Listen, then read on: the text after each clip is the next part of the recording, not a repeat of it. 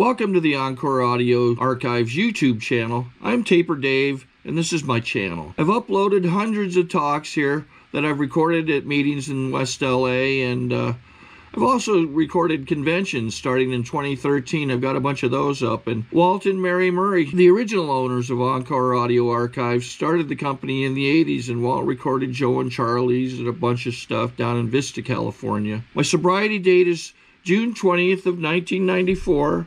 I hope you find something you like, so please like and subscribe to my channel and comment down below. If you want to hear something that I don't have or that you don't see, I'll see that I get it. Anyways, take care and have a great day if you want to. Oh my goodness gracious, God. Well, you got your tissues, all right. You want a tissue? All right. Okay, and now it is also with great pleasure that I present to you our AA speaker, Bill B. from Little River, South Carolina. I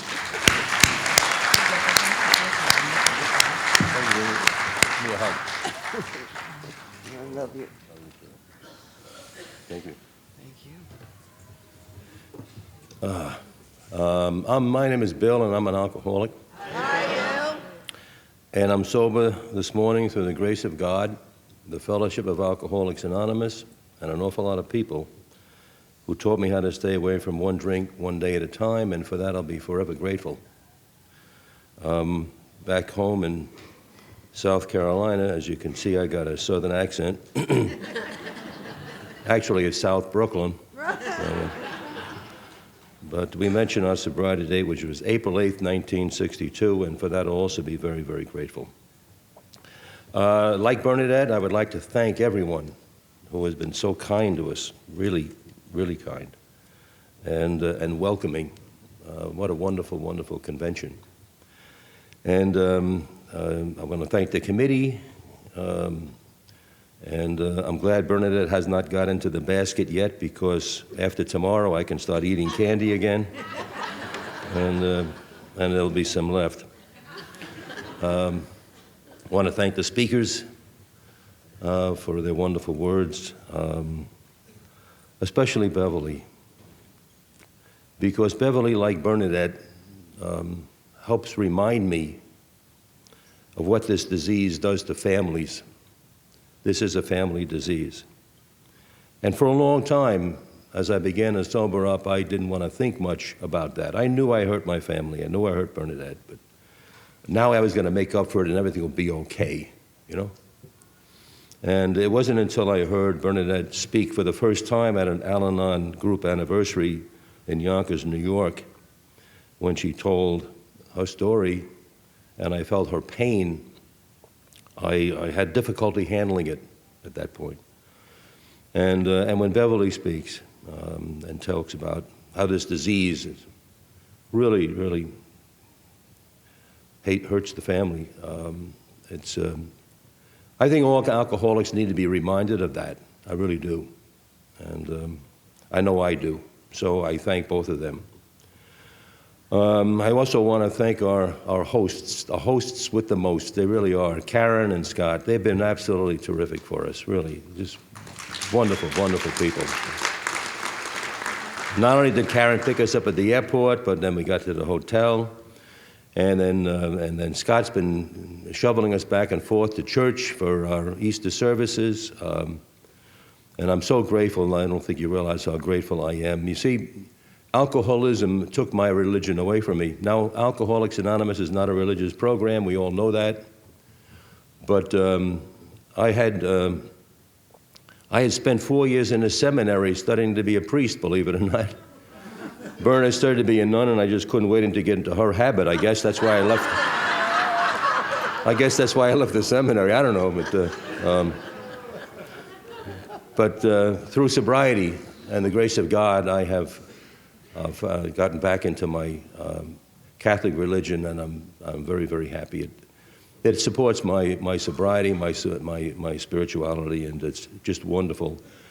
God has been so good to me in that way. I found my God in Alcoholics Anonymous. I had been searching for him in my church. Strangely enough, I couldn't find him there. What I found was a guy who was always angry with me. I found an old man sitting on a throne in the sky with a big red book writing my name in it in red ink, you know. I'm going to get him for that one, that's for sure. You know, that kind of, but I just never, you know, I could never find a loving, forgiving God until in Alcoholics Anonymous I met a Jewish jeweler from Brooklyn who became my sponsor, Benny Michelson. And Benny Michelson had a loving, forgiving God in his life, and he shared him with me. And through that God, I have found my way back into my faith. And I love my faith, and that's why I get... Anyway, I'll stop there. I'm not going to get even with Bernadette, you know. No, I've tried that too many times, and it's like having a relapse. Although Bernadette had a relapse yesterday. She really did. She had an Al-Anon slip. She was very nice to me. So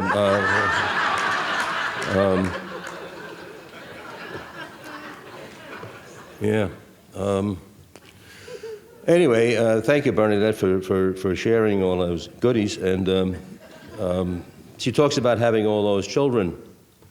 And then she says I wasn't around much. What the hell? I mean, I didn't mail it in, you know. Jeez. And anyway, we had in my drinking, we had 5 children. That means we made up 5 times. And then we had 4 more when I sobered up, because a lot of things begin to work again when you sober up, you know. So that's how all that happened. That puts that at rest. And then she always forgets to mention, and she always reminds me, you got to mention that we have 23 grandchildren. That's because we got a bunch of horny damn kids. That's why, you know. It's, and what? Oh, and 1 great-grandchild. Are we that old? For Christ's sakes, really? Oh, geez, I didn't know that. Anyway. I want to now share with you my experience, strength, and hope, and what it was like, what it used to be, what has happened, and what it's like now. I remember my sponsor telling me one of the first times I was asked to speak at a meeting. He said to me, the reason we ask you to speak at an AA meeting is so when you get up there, we can all sit there and take your inventory, you know. And that's what I used to do. You know, I would listen to a speaker and I'd eye him or her, and, you know, and I knew all about them before they opened their mouth, you know. But you don't have to take my inventory. I got somebody that does it all the time, so you don't have to take my inventory. Anyway.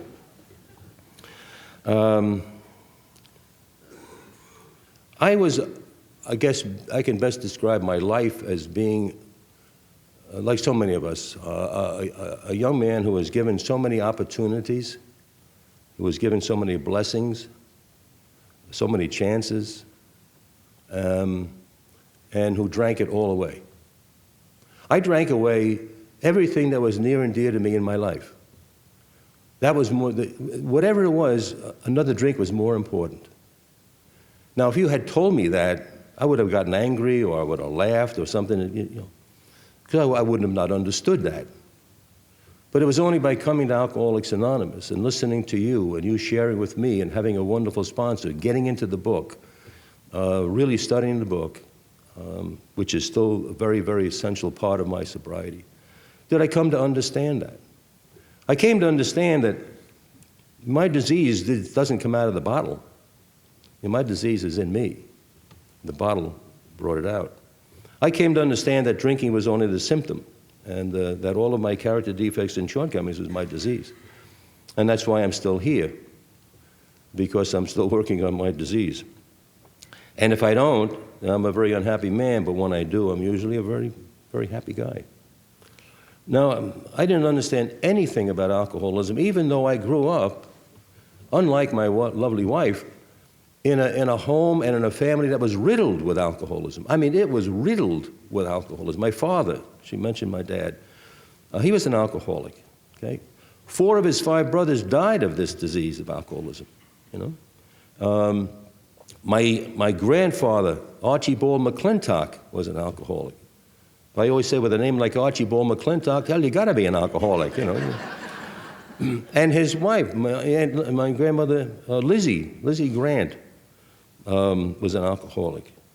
My Uncle Ken, I can go on and on, both sides. But you know, I never heard anybody in my family ever call anybody in the family an alcoholic.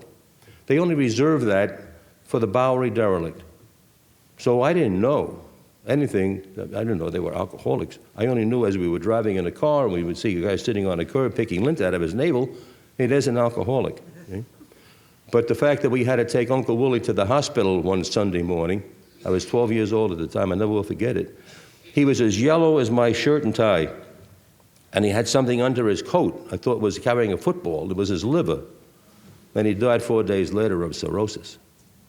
And those were, and all people said was, poor Uncle Willie, you know.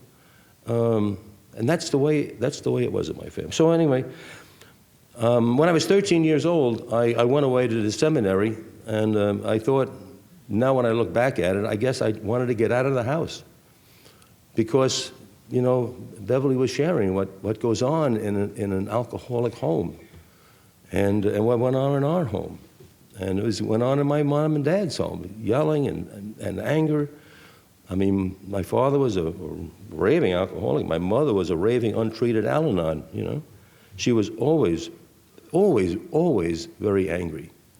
But she couldn't help it. She didn't know how to handle this thing that she didn't understand, you know.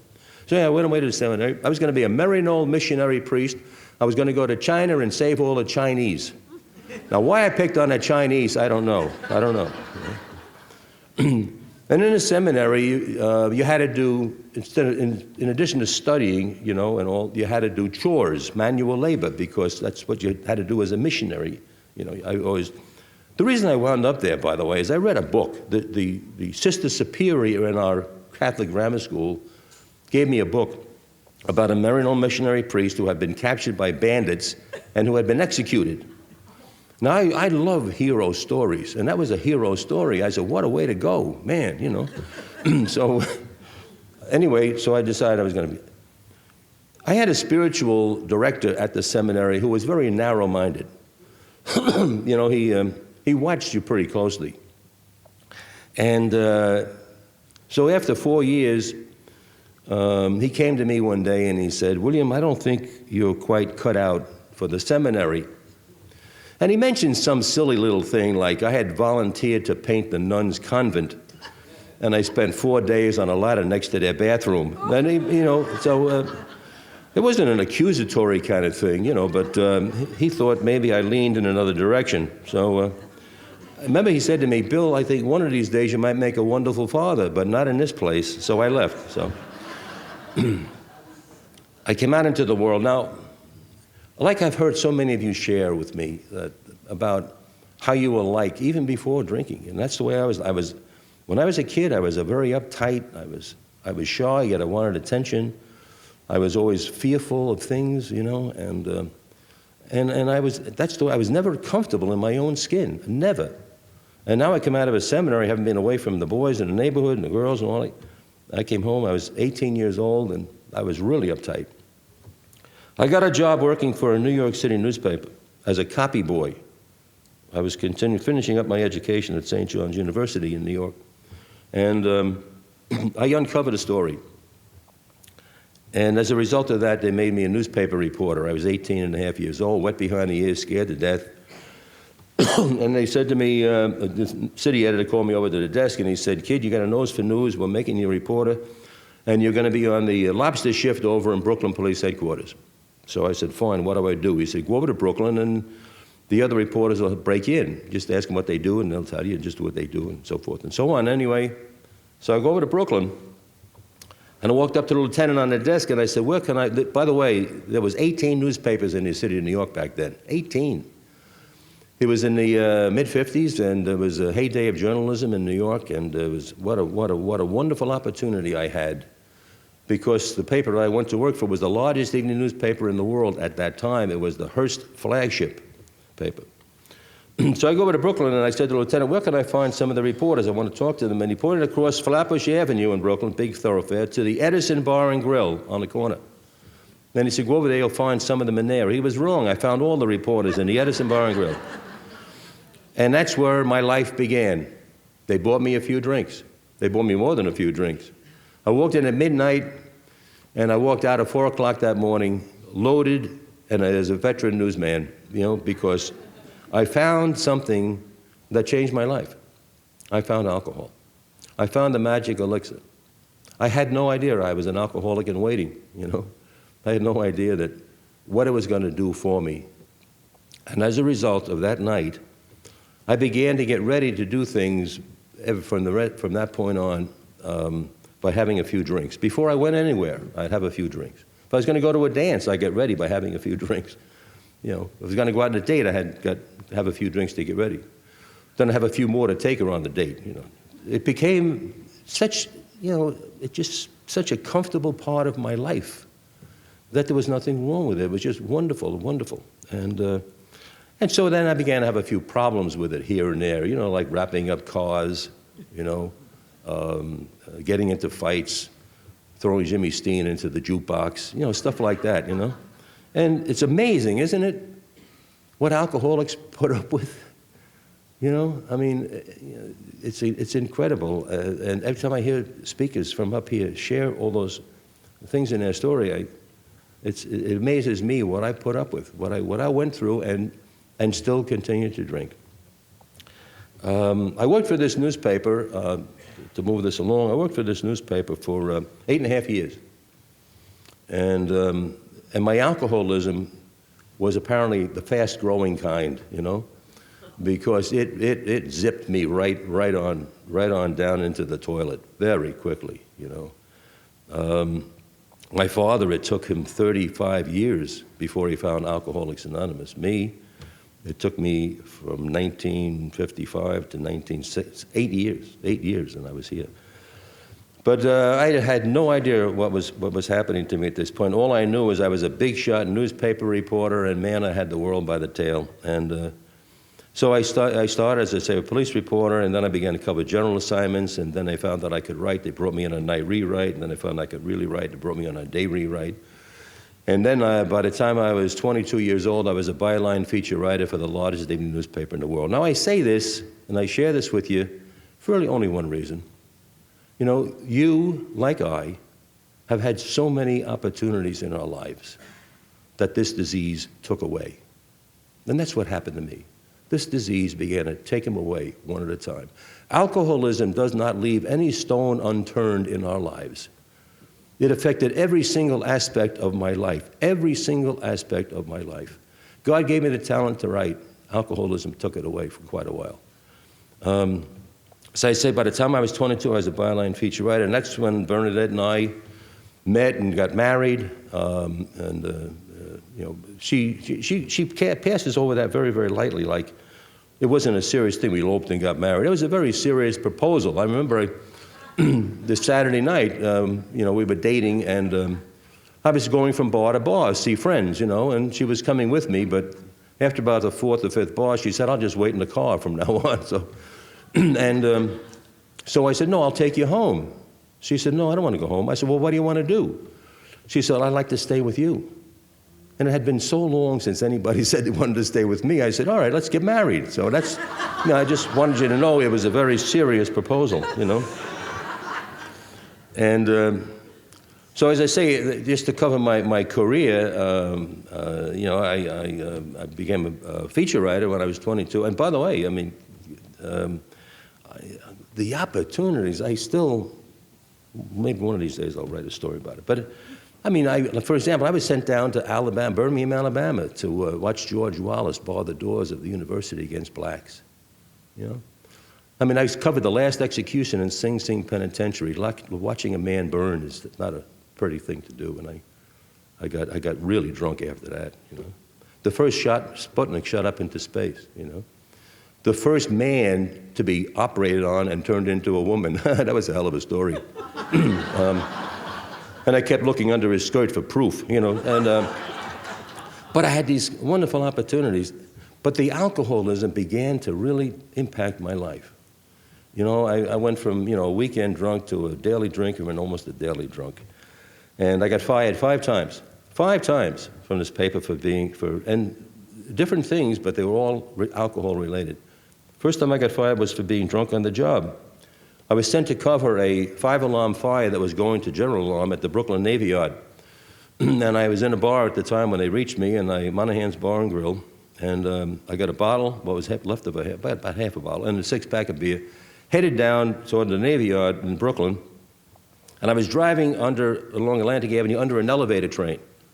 And I forgot at Bedford Avenue in Brooklyn, went back underground and became a subway. And I just kept going straight into a cement stanchion, 80 miles an hour. The motor landed in my lap, busted 6 ribs, fractured my jaw, spit up part of my tongue, lost some teeth, came to in the hospital. Anyway, after about 2 weeks, I went home. I went back to my mommy and daddy's house to recuperate. That's where all alcoholics go, right? We get into trouble, we go back to mommy's house. And my father invited all of my friends to come over, visit me in his house to pay their respects to an injured warrior. And, alcoholics love to visit the sick and bury the dead as long as there's a bottle around, And at my dad's house there would be. And never forget, the bottle was being passed around and everybody was, chug-a-lugging. When it came to me, my dad grabbed the bottle and he said, with that wired-up jaw, you shouldn't have any hard stuff. So he handed me a bottle of Christian Brothers sherry wine. Now, that's very sweet, but if you drink enough of it, you can get pretty drunk. And it's so sweet, if you drink enough of it, you can get pretty sick. And if you ever tried to puke through a wired-up jaw, From personal experience, I can tell you that the big pieces come out of your ears, So I swore off Christian Brothers sherry wine. I kept getting into trouble on the paper. And by the time I was 24 and a half, roughly 25, I was the obituary editor. Yeah, and that's different than being a feature writer. My city editor kept firing me, rehiring me. Eddie Mahar was a great city editor, and he liked me. He liked me. He was an alcoholic who had stopped on his own because he was going to lose his wife, lose his job, and lose his reputation as being the president of the Catholic Institute of the Press. But he was the angriest man I had ever met in my life. Eddie was so angry all the time. And I often say he's the only man that I knew that could string together 17 profane words and make a perfect English sentence, That's how angry he was, So anyway, he kept firing me. And now, as the obituary editor, at that point, I was spending more time in Moochie's than I was in the city room. Because Frank Moochie would get drunk and forget that instead of buying back every 3, he'd buy back every 2, sometimes even every 1. Sometimes, if he's so drunk, you get the bottle yourself and pour your own. So I spent a lot of time in Moochie's. It was one of my high-class places, Moochie's, Cuckoo's, Tootie's, really high-class places. Tootie's had the only barmaid I knew that had a beard. But she was a nice lady, though. Anyway, I don't even know why I say these things. So anyway, so I didn't have time. I was supposed to call up funeral homes in New York and find out what well-known people dropped dead that night, and write their obituaries. So I didn't have time to do that, so I would tear them out of other papers and send them into the composing room. This was the day before computer type, We were printing obituaries of guys that died 2 days ago. And now I was getting letters in my mailbox from the city editor saying, we want fresh obits, Fresh obit. What the hell is a fresh obit? The guy's dead. So anyway. So I knew I was going to get fired from that job, so I got a job working for a magazine. Now, I'm laughing about this, but I'm blowing a hell of a career. I mean, this guy, Mahar, city editor, loved me, and he was steering me right, for the top, and I'm blowing it with my drinking. I'm drinking away things that I loved, and now I get a job working for a weekly magazine. I'm traveling all around the country, interviewing famous people, getting drunk in blackouts, turning in bad stories, and I was about to get fired from that job, and then I got a job working for a radio station in New York, WR Radio, writing radio shows.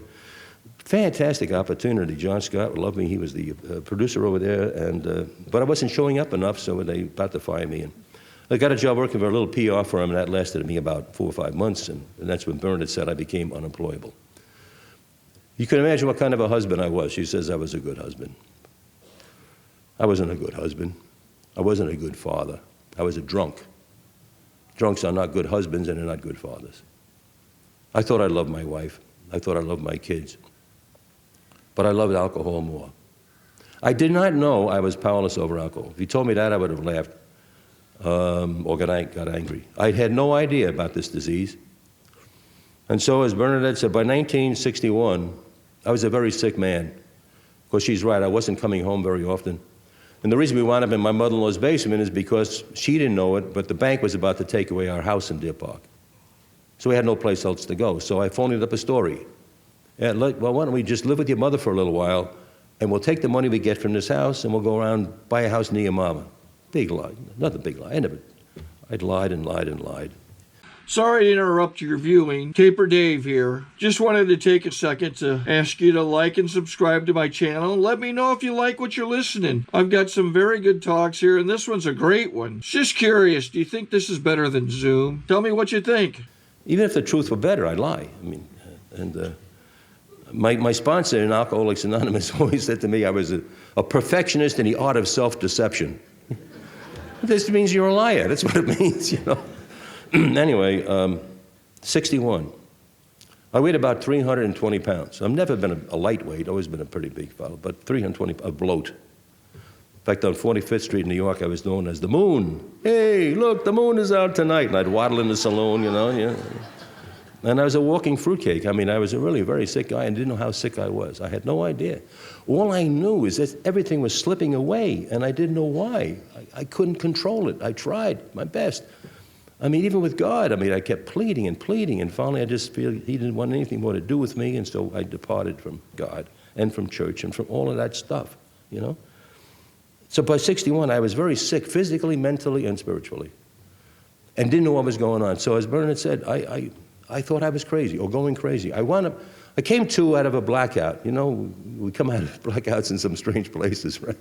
And I was in a 3rd Avenue saloon, sawdust on the floor, spittoons at the bar rail, which for most drunks is simply a shortcut to the men's room. And I was frightened. I was scared to death. Like I was always afraid inside. And I was afraid these days now to go to sleep because I was afraid if I died, I was going to go to hell, wake up in hell. So I would now pass out and wake up, or pass out and come to, pass out and come to. So this night in this bar, I was sitting there and I started thinking, what's going on? I was 27 years old and everything was going. And I hated to go into that basement because to get to that basement that I was living in, my mother-in-law's house, you had to pass her dining room. You had to walk in the side door, go down past the dining room. And my mother-in-law was always sitting at the dining room table praying. Now, her mother was a prayer. I mean, she was a prayer. She always had 2 stacks of prayer cards, 2 sets of rosary beads, the New Testament and the Old Testament, and a book, and the Lives of the Saints. That was her paraphernalia for her. And I knew she was praying for me. And I would stand there, drunk as a skunk, and scream at her, stay out of my life, I don't know your prayers, baby. And she would just keep praying and praying and praying and praying and praying. Now, here was a woman that saw what I was doing to her daughter and her grandchildren. She never said a word to me. She was a very spiritual woman whom I came to hate with a passion because she made me feel so damn guilty all the time, you know, without saying a word, you know. But then I came to love her in sobriety more than as much as anybody I've ever loved.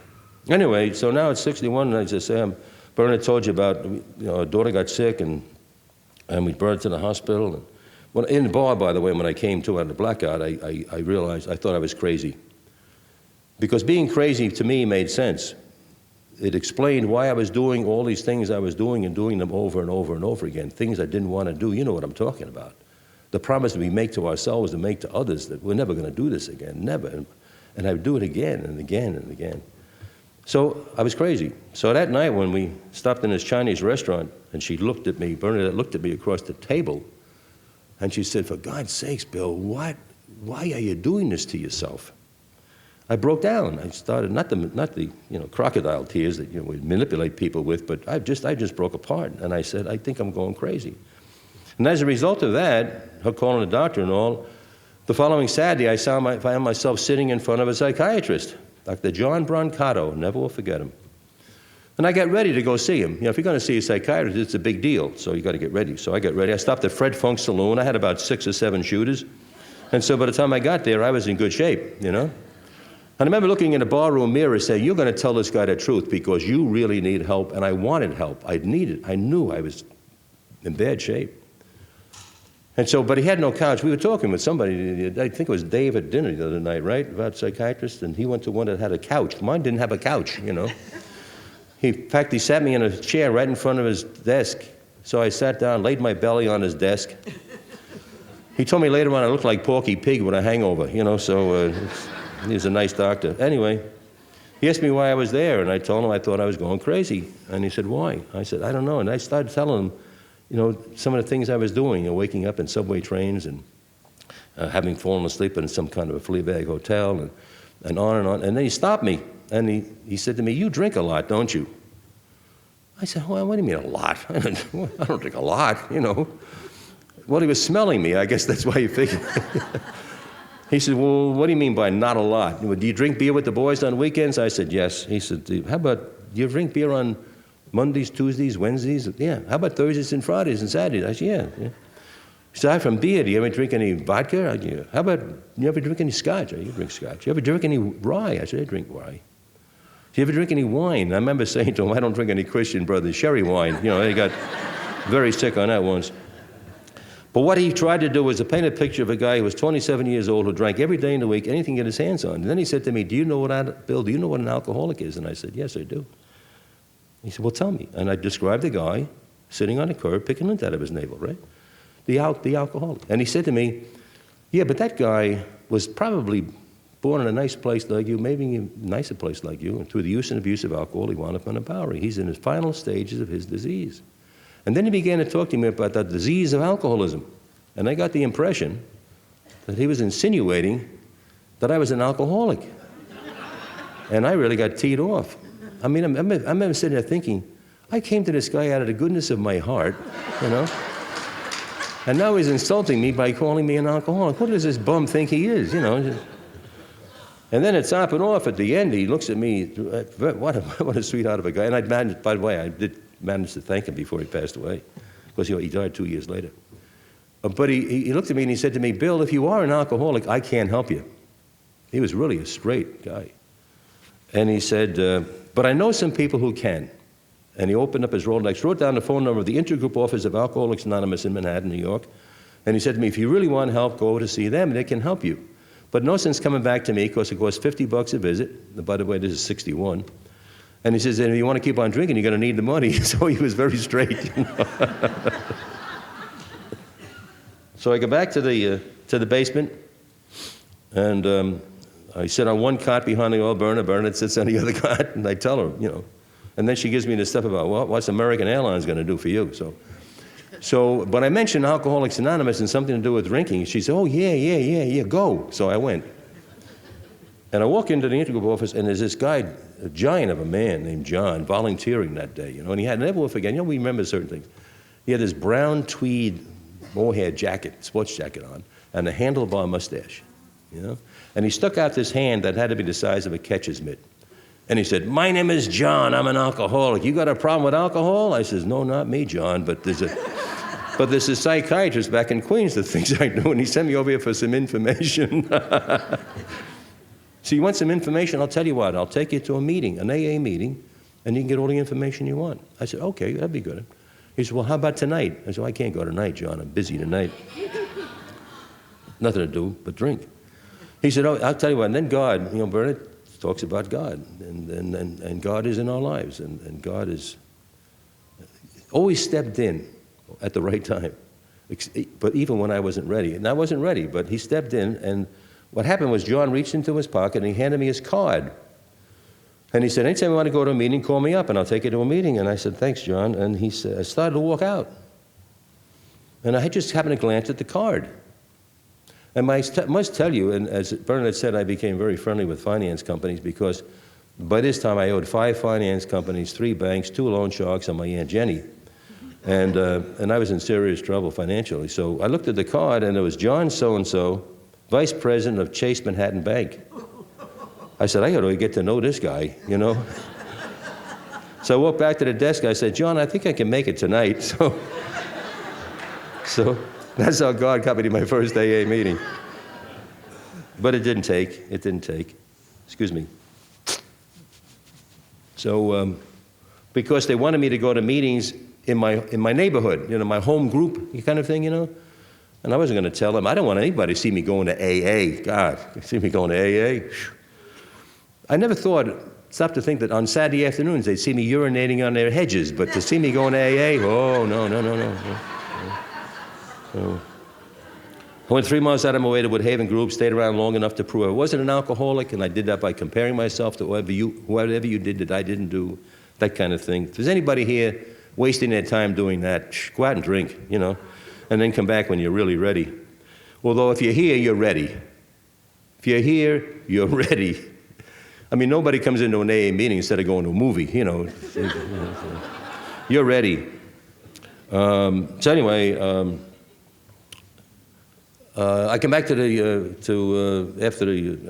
tell Bernadette after 3 months that I learned something about things. She said, "What'd you learn?" I said, "I learned that if I ever kept drinking the way I was drinking, someday I could have a lot of trouble." And here we are sitting on 2 cots behind the oil burner, you know. She said, "What are you going to do?" I said, "I'm just going to drink beer." Right? Famous words. And I did, till about midnight.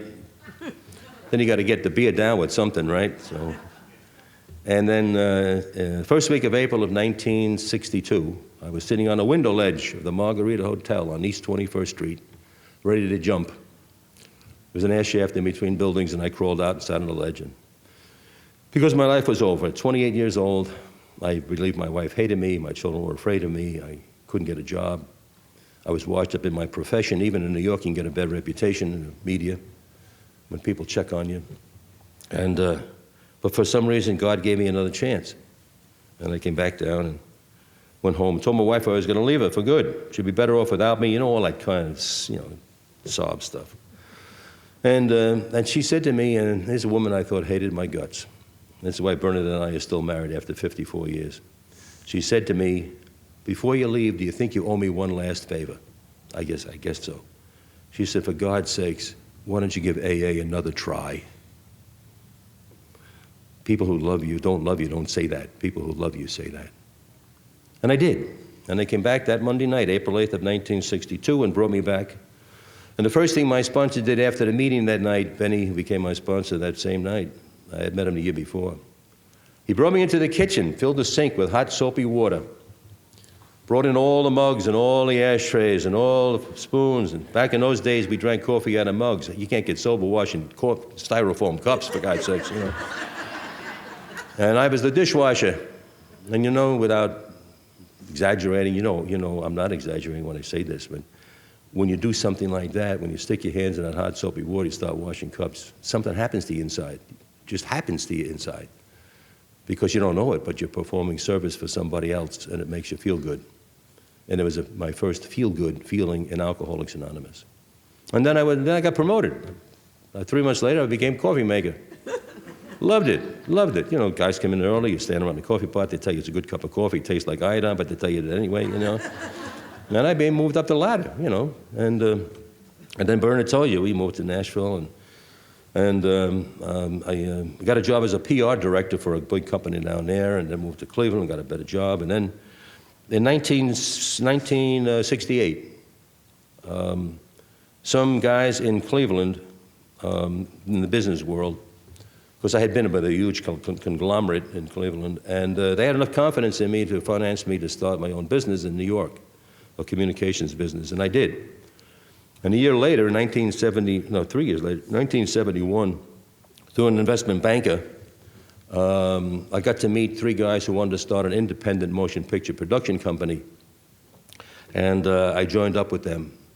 Because you know, I wrote radio shows, always loved the movies, and I loved to write. And so I was going to read the scripts and do some polishing and stuff like that, handle promotion and all that. So we became partners, the 4 of us, called it Artist Entertainment Complex. And as Bernadette said, we were very active in Alcoholics Anonymous, and she was very active in Al-Anon, and we had this large family and a lovely big home which we fixed up, and it was just going fine. And so the first movie we made, by the way, if anybody's got my color hair, you might remember it. It was called Kansas City Bomber.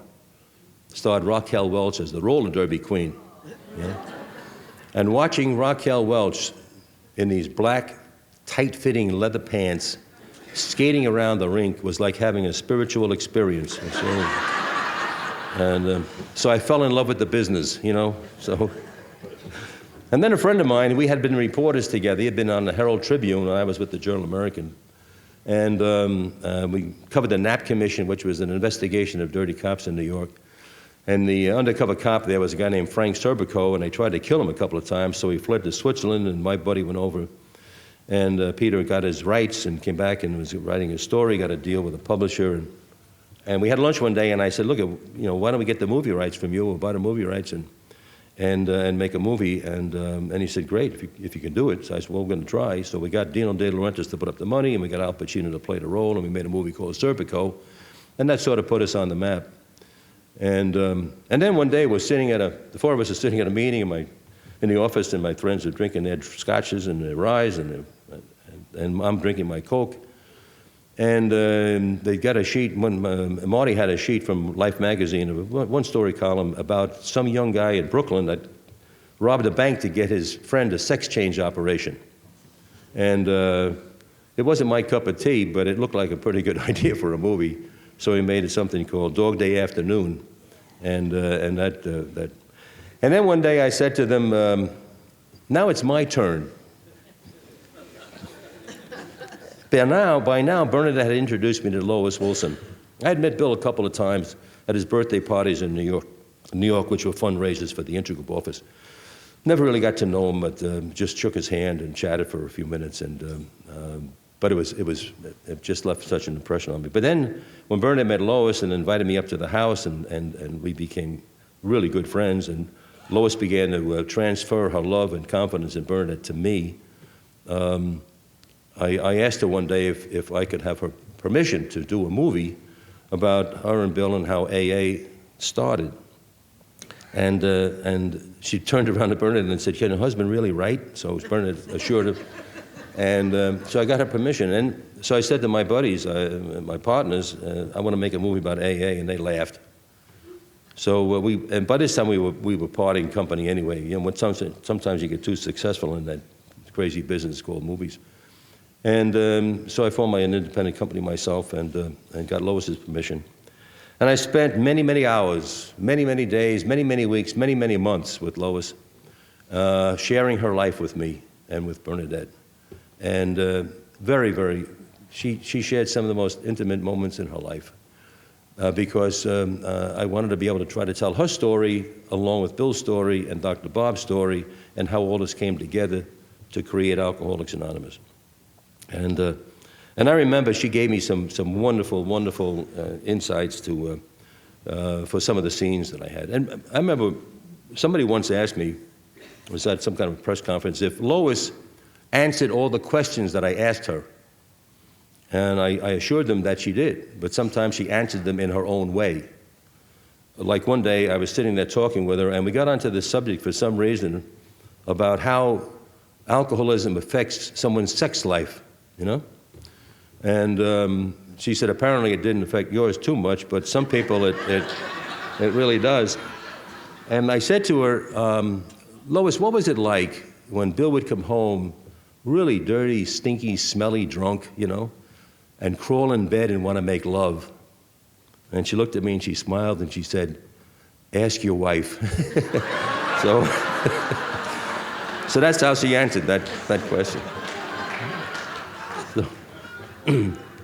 So, by the way, the reason I'm sharing this is because so many wonderful things happen to us in Alcoholics Anonymous, I mean, all of us, we're given so many blessings. And sometimes, and I was one of those guys, sometimes we're like embarrassed to share the good stuff because people might think we're bragging or egotistical or odd. Well, of course I am, but at the same time, I also have a lot of humility, As a matter of fact, my sponsor says I got so much humility, I'm proud of it, But so, the truth is, this is the truth. This is what happens in Alcoholics Anonymous. This is what happens in sobriety, We're able to fulfill dreams that were only once drunken dreams, and I mean, you all know that, and that's why I'm sharing some of the good things in my life with you, because they happen. They're gifts from my higher power. God gives us things when we're ready to handle them, and because I thought I came to Alcoholics Anonymous to be a better husband, be a better father, be a better worker, be a better provider, all of this kind of stuff. And it took me a while to come to understand that God didn't bring me to Alcoholics Anonymous for any of that stuff. Those are the fringe benefits. He brought me here for only one reason, and he brings each and every one of us here and in Al-Anon for only one reason. Only one reason. I now know it in my heart and soul, and that's to get ready to help someone else, to be a useful tool for him to help someone else. That's it. Simple. It is in my life these days. That's why I'm not, reluctant to share all of this stuff. Whether you want to hear it or not, I'll share it with you. Anyway, so as a result of that, I wrote a movie called My Name is Bill W. Starred James Woods, James Garner, Joe Beth Williams, and won 7 Emmys. Jimmy won a Best Actor award. It was wonderful, wonderful, wonderful thing. And then I had all of these tapes from Lois, and now years go by, she passes away, and I don't know what to do with them. And one day we moved to South Carolina for a number of different reasons, some of them medical and so forth. And I'm in my office, and I put a tape in, and out comes Lois's voice. And I felt kind of guilty because Lois gave me so much and I gave her so little. Because in doing the movie My Name is Bill W., there just wasn't enough time to tell her story. There was time to tell the Bill story and Dr. Bob's story and how AA all came together and all that. I wrote 2 scenes about Al-Anon, but they cut them out. And because 98, well, yeah, but I didn't cut them out either. They did, She still got a resentment against me all these years, but it was 98 minutes. You can't, Hallmark Hall of Fame. So, but anyway, so Bernard comes running, and here's Lois's voice. He goes running into the office. Oh, that's Lois. I said, that's Lois. You got to do something with that. I know I got to do. You got to do something with that. I know, Bernard. I got to do something with that. You know how wives are. Blah, blah, blah. Anyway, it didn't take me long. It didn't take me long to know, what God wanted me to do with that. He wanted me to write a book so we can make a movie. And it's that simple. It's a lot of hard work and stuff over 3.5 years, but that's it. And so, as a result, today we got a movie that'll be coming out in April called When Love Is Not Enough. That's what Lois used to say to me all the time. She said, I always thought, in the beginning in particular, when we got married, that I didn't worry about his drinking because I always knew my love would be enough. I would stop him, But I found out as it got worse that love is not enough. Love is not enough. It's wonderful after we get sober how much the love comes back, like you were talking about, Beverly, It comes back, It comes back. My mother-in-law understood that, and that's how I want to close. I just want to quickly share with you my mother-in-law again, Mama. She saw all this stuff, never said a word to me, suffered through it all, prayed through it all. I don't think I'd be here today without her prayers. When we were living in Nashville, we moved to Nashville, I was sober just maybe a couple of years. We were having, what we were having then? Walter. And Mama come down to take care of Bernadette and the baby, Mama loved babies. You got 16, you got to love them, right? And so she's got Bernadette tucked away one night and the baby in the bed and the kids all tucked away in bed.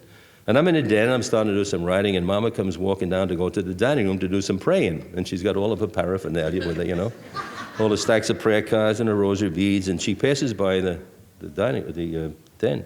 And she looks and she sees me, and she stops and she comes in. And Mama was just a little thing, Mom, maybe 5 foot tall, I don't know. And you love her. She was walking love is what she was. And so she comes in, and she says, I might disturb you. No, come on in, Mom. And she sits down next to me on the couch, and she puts the stuff in her lap, and she looks up at me, and she says, Bill, she says, all of my life, I read the New Testament and all the miracles that Jesus did. And then I read the book of the saints and all the miracles that the saints performed.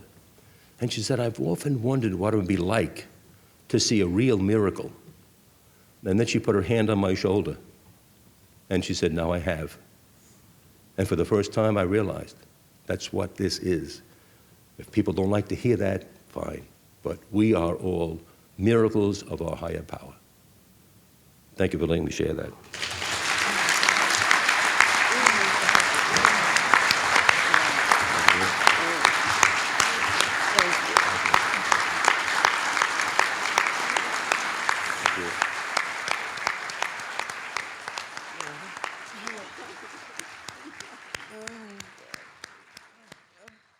I think we got a great talk going on here. Thanks for watching the channel. Taper Dave here. Just curious, do you think this is better than Zoom? Okay, this is how I prepare my drone for launching. I like to do it inside the cab of my truck so I'm not standing outside in the weather. To install the joysticks for control, up and down, right and left, powered on. I have an Android phone that I use to connect it to the drone with. And it's actually controlled through the iPhone, through an app. Oops, wrong way. It's actually controlled through the iPhone, or through this Android phone, through the app. It's actually controlled through the Android phone, through an app, and you connect it through this short connection right here.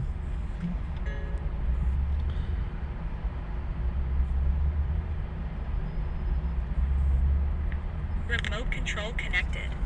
Remote control's connected. So I pull out the drone. I have to extend the legs. Long legs extended first, then the short legs. Remove the gimbal protector. Set that aside, then power it on one short burst, then one long burst. I lay it down. So I have to go to calibrate. So the drone's not connected yet. It shows you here as this drone gets disconnected, even though the remote's powered on. So the drone has to establish it's connected. So I go into the app to calibration mode. First I'll calibrate the remote controller. Start calibration. Out, in, oop, out, in, up, down. And then this little wheel is to control the gimbal. So it's calibrated. Go to gimbal calibration, start calibration, and then it calibrates the gimbal. I don't know if that shows up. The gimbal's moving all over the place. Changes, you can see it on the video. And I'm calibrated to take off. It's acquired 7 satellites at the moment. There are 26 satellites up in the sky, which it has to acquire before you can take off. So it's connected. It's got enough satellites. This is white. I can go to press this little arrow button, swipe right to take off, and it would start the motors if I slid this to the right. But I'll wait till I get outside. Don't want to do it inside.